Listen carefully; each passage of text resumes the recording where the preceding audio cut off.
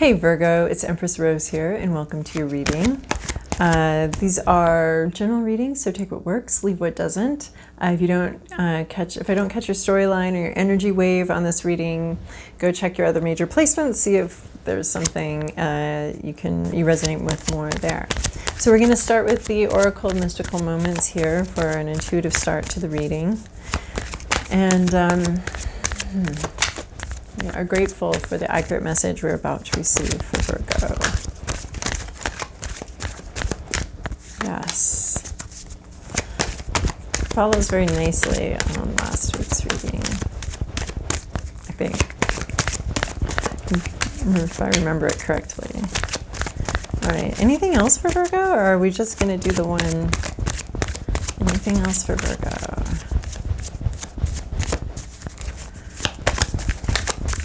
Fascinating. Just the one, huh?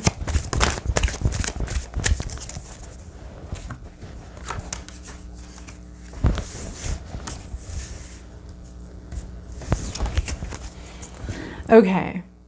You have this one. Remember the last couple of weeks we've been talking about your booming intuition here out of your mind, and your blooming intuition and your communication with the universe. Well, here's the universe giving you these petals coming in, and you can't see where you're going. You're just getting these intuitive hits, and you're weaving something in reality from what the divine is bringing down to you. So you're not in charge of the materials you're getting, you're not in charge of the messages you're getting, but you are in charge of weaving them together to make something very beautiful. You cannot see where it's going. This is a fully intuitive process. So we've had this booming happening, and now with that intuitive information, you're actually bringing something into the real world with all of that intuitive information. So you're weaving, you're knitting together these what you've been, your intuition is actually starting to create something very real. And then we have the Journey. So this is a companion to another card in the deck, which is like many decades later when they're both grown up. But this is referencing either meeting somebody new or some sort of new project here that you're going to be with. This is referencing longevity and commitment. Are you going to be together for every step of the way? Have you been together for every step of the way? Not physically, but as this is referencing either the beginning of something or remembering the beginning of something. And this is a very passionate beginning. You were committed right from the start. You know, she gets her new pet and she's like, this is mine and I'm going to take care of it. And she does. She takes care of it for decades and decades and decades. And then they're much older in the next My Dear Friend card. So, but this is the Journey. This is the beginning of something, the beginning of a committed, some sort of committed relationship or some sort of protected relationship. So we're either remembering something like that, or we're starting something like that this week, a new, or whenever you find this, you know, a new journey, a new beginning. So this is the journey, and you're beginning it. This is referencing the beginning of the journey, which could be now, because you're knitting something together. Now, and it's beginning. There's something long-term beginning right now. And then I also really adore this card so much. This is the one healthy relationship card in this deck. So this is about people from two different worlds. He's sort of professorial, librarian type. He's got all the ideas. He's very smart, very intellectual, lives in the world of ideas. She lives in the world of feelings, emotions, intuition. She's a mermaid. She's from the sea. He's from the air. Together, this is the horizon line where the sky meets the ocean here. You can almost see the beach, I feel like. Very beach colors. And they're of two different worlds. But the way that this relationship, so opposites attract, right? But the way that this relationship works is that both of them love the world they're coming from. They both feel very secure in their different professions, religions, the way they operate in the world. They love where they're from. Obviously, she loves the sea. Obviously, he loves the sky. But they allow themselves to meet, and there's this place where they can meet and be, but they're both very secure. So opposites attract only work when both parties are secure in who they are and are not looking for the other party to complete them or bring something to the relationship. that they're incapable of, or something like that. Like we can be together stronger as a team, but each team member needs to be strong and secure in order for the team itself to be strong and secure. So this couple is from two different worlds. So this could be, if we're talking about a work situation, this could be sort of a creative type, bringing their skills into a more mathematical, logic business. I just met this woman who's such a creative person, and she brings that into the steel business. That personality set she brings her creativity into, you know, the steel business. So here's the steel business. Here's our little creative person coming in to bring something new, something into that situation. Does she need to become a spreadsheet herself? No, she's actually needs to be absolutely completely herself, despite working in this environment where everything else is very, very rigid steel, right? Very rigid and logical. And then he's bringing himself into some sort of, you know, creative world, and he gets to be secure in who he is, and he brings the spreadsheet into the art collective, you know? So that kind of thing. Like, so if we're talking work, we're talking a really balanced situation. If we're talking relationship, we're talking people from two different worlds, but they both feel very secure in their world, and it's a very strong union because of that. But I mean, these two together have crazy relationship vibes. Not crazy, but like solid, good, long-term relationship vibes. So it could also be long-term work situation, long-term, I don't know, whatever we're talking about here is intuitively guided, real world, strong commitment. All right, Moonology, do we have anything we want to say today? I wonder what would happen if one of my decks was just like, no, I don't have anything to say. Like, would I see that? Would I read that? Would I understand that? Because Moonology here is like, all right, Moonology, come on. What do you have to say? I mean, sometimes I think this deck's a little picky because the messages are so precise, you know? There's not a lot of subtlety or room for interpretation on these, which both drives me crazy and makes me happy. New moon in Aquarius, so bring love into the situation, or bring some emotion into the situation. So we have a new beginning here happening, and Aquarius is the water bringer. I like this because we have a mermaid here. Aquarius is the water bringer, so you need to bring some love, some emotion, some of this mermaid's love into this situation. This is called mermaid's love. So bring love into the situation, that deep emotion. Oh yes, I love this too, because Aquarius is an air sign about ideas, but it's the water bringer. So it's bringing the emotion into the ideas, and bringing the feeling into the ideas. And here we have this combo of emotion and thought. So this is really what this is new moon in Aquarius, bringing love or emotion or something like that, bringing that into the situation, starting that. All right, let's see, let's make sure these are you just saw Tower moment on the bottom there. All right, for Virgo, this is your past, your present, your inner landscape, what's at issue, your environment, your to-do list, and your possible outcome. Yeah, okay, we are bringing some emotion into the situation. So 10 of Wands in your recent past. I like this in your recent past because this is a burden. This is a very heavy burden that was not yours to carry, that you've carried for a long time. And this references the end of carrying that, putting that down. These are, you hiked into town and everybody gave you their sticks to sell in town, and you carried everybody else's sticks for them. So you've been carrying a burden that wasn't yours to carry, or maybe it was, but you put it down now. This is in your past, this burden. It's over. It's done with. This thing that you've carried that's been so heavy, and you've carried it alone. You've put that down in your recent past. In your present situation, we have the King of Pentacles. This is you or somebody in your situation. This is someone who's extremely secure with their money. They are sort of, I want to say, an executive type. They have created a lot of wealth for themselves.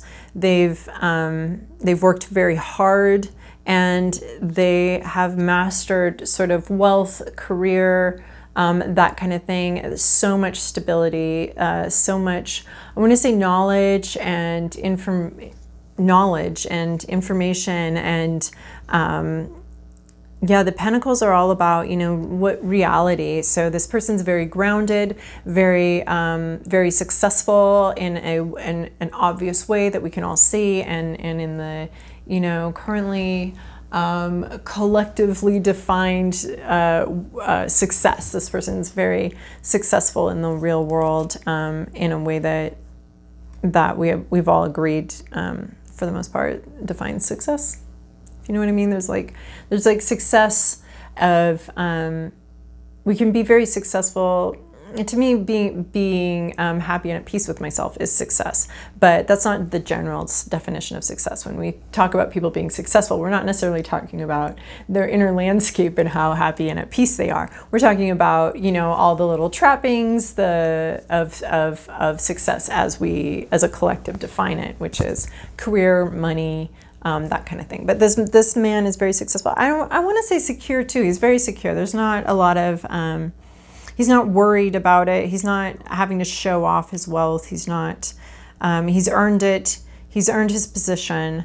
And he's very secure, solid, possibly slower moving, but, you know, slow and steady wins the race. So he's clearly won the race. Your inner landscape, there's some stubbornness here. There's some refusal, some blockage. You may be afraid of that or hopeful of that, but what I'm really reading here is that you are blocked. You're blocking something and you're refusing to see it, and there's a little bit of stubbornness here. What are you refusing to see? I see this no place else. So maybe you're afraid that someone's going to refuse to see something. Maybe you're afraid of getting blocked or something like that, because this is your hopes, fears, internal landscape situation here. So inside you're dealing with some sort of you're either afraid someone else is going to be blocking something and be stubborn and be refusing things, or you are blocking something and being stubborn. And this is the denial card. So you could be dealing with some level of denial within yourself about something. This is some part of you knows something and some part of you does not want to know that thing, because knowing that thing might require acting on it and might require upending your life in a way that you don't want to and you're not ready for. And denial typically isn't like a big problem to me personally. I mean, I definitely have been in denial about things for sure, but I understand that that's because I wasn't ready to deal with those things. I wasn't ready to see them or understand them. Sure, I mean, actually denial is a little bit scary, because I'm sure I'm in denial about something right now, even as we speak, but I'm just not ready to learn about it or explore it or for what it's going to mean for my life. So part of my brain knows something and is blocking it off until I have the skills to do it. So we keep growing as people and developing these skills, and then as we develop more skills, our brain's like, okay, are you ready for me to open that door now? I think you might have the skills for me to open that door, and we can see what's behind it. And then you open a door and you're like, oh my gosh, this is whew. So the good thing about denial is when we come out of denial, it does imply that we might have the skill set to be able to handle what we've been denying now. And that you're getting this is a call to like that you're blocking something. You're blocking something and you're refusing to see something. Or you're worried that someone else is, it could be your fear. Your fear could be that you're blocking something and not seeing something. You could be afraid of that too. At issue is this Temperance card, so we take it in the reverse. This is things not coming together, things not being balanced out. Typically upright, she's my bartender. Look at how wonderfully she bartends. And she's I don't know anything about bartending, but she's bringing the simple syrups and the bitters together in this to make something more palatable. But that's not what's happening. What's happening is we're not mixing the things that we need to mix. We're not bringing things together. We're not cooking. We're not cooking here. We're not mixing. We're not anything. We're out of the flow. The flow is not, we're not in the flow. Well, of course we're not in the flow. We're blocking something that's supposed to be flowing and supposed to be mixing and supposed to be becoming more and more palatable and more and stronger and stronger, you know, tempering steel sort of idea of using extremes and bringing extremes, extreme heat and extreme cold to bring something and make it stronger. So it's not getting stronger because we're not mixing it, because we're blocking the whole thing. And so this is supposed to be some sort of divine help in mixing these extremes and making them stronger, making them more palatable. So that process of building strength, that process of bringing things together just isn't happening. You have this new dawn, but it's not happening. You're not engaging with it. In your environment, you have the Queen of Wands.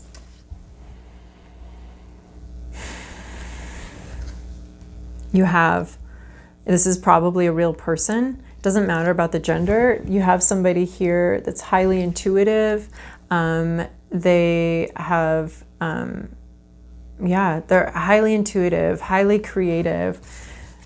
We're seeing the mermaid here, basically the Queen of Wands, you know, and this mermaid is very confident in herself, confident in her abilities, loves her world. This is the Queen of Wands here that we have. Oh my gosh, we have the Queen of Wands and the King of Pentacles, which is basically this couple, this King of Pentacles. I would substitute the King of Swords too here. King of Pentacles here, very, you know, successful, business-oriented, idea-oriented. Well, that would be Swords, but still, you get the picture. We've got a couple here, and we've got a actually quintessential masculine, feminine couple, and any genders, both genders, whatever gender is absurd anyway. But so we have this this couple here, and we have this Queen of Wands. She's very confident. She's very strong, very nurturing, a lot of growth, very intuitive. We have her with her little familiar here, maybe a little witchy vibe here, and she's highly intuitive, highly creative, and she's very secure in that, and very calm in that, and very that's part of her nurture is her intuition, and very intuitive, powerful person here, very strong. We have these two lions, patience and fortitude, right here, that are with her. And then, so that's someone in your environment. Your to-do list is the Well. So this is a unique card to this deck. And it's talking about the source, going to the source of spirit and wellness, and going to the well to get your water, to refill your cup. You need to refill your cup. You need to engage with spirit. You need to go to the source. You need to go to the divine. You need to have some sort of experience with the divine, with spirit. This is what you're being called into, is this well, this source of life, this source of wellness. This is really getting in touch with your divine, whatever divine divinity you believe in, or whatever, going to that source. It's a source of life, a source of nurturing. It seems like the Queen of Wands is here a little bit. She's got a similar outfit and a similar headdress. So you may need to go towards that, or just going towards some sort of source, some sort of rejuvenating renewal source. You need a renewal here. And that's your to-do list, is going back to the beginning, going back to the source of things, going back to the beginning. And then here you are, you're definitely, definitely. But I mean, this is a card about receiving from the divine. And this is receiving, pursuing that receiving from the divine, pursuing that connection. And then a possible outcome here is this Ace of Wands. So we have the Queen of Wands, and then with this renewal, with this going back to the source, with this spiritual connection here, vision. I'm seeing visioning, envisioning something here with this Well card. And then here's your possible outcome, this new, passionate, creative, possibly even the wands are sexual, so possibly even sexual new beginning that comes in for you, full of life, very life-giving, a bridge between sort of a barrenness and a richness and a liveliness, bringing life into something. So you're going to the source, and from there you're going to be receiving this this new wand, this new inspiration, this renewal, this wand, these wands that you were carrying, these ones are dead. This one is full of life. And that's going to be coming at you, but you need to come into some sort of sense of renewal, or some sort of going back to source, going back to this nurturing place. You need to pursue nurturing, and maybe you need to become a little nurturing, and with that comes in this new beginning and this beautiful life. This dawn that's not happening happens in this one. Yeah, and then this well has some vision here, some seeing the horizon, this watching, she's got her eye on the horizon here. And this is what this card reminds me of, the horizon, where these two worlds meet. All right, Virgo, that was an interesting read for me. Anyway, I got really into it, so I hope you enjoyed that. And as always, I enjoy your likes, subscribes, and comments. They really help me.